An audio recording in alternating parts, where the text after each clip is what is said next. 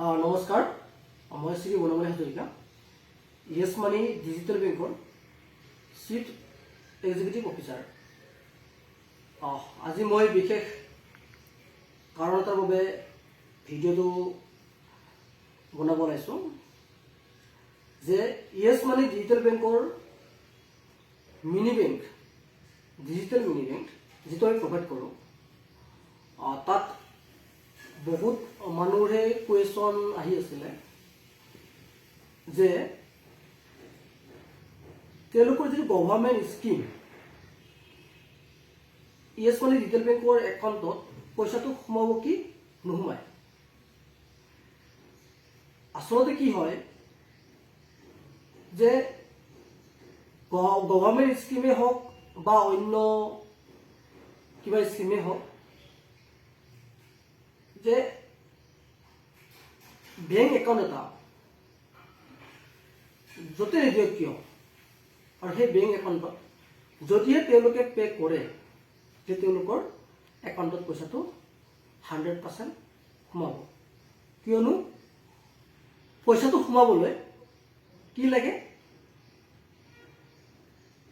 Account number, IFSC code.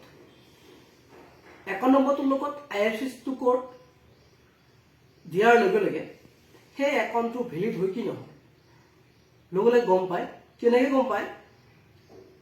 বেংকটো কোন bank হয়, ব্ৰাঞ্চটো কোন ব্ৰাঞ্চ হয়, কথাখিনি শ্ব' কৰে। আৰু শ্ব' কৰাৰ পিছত সেই একাউণ্টটোত তেওঁলোকে পইচাটো ডিপজিট কৰিব পাৰে।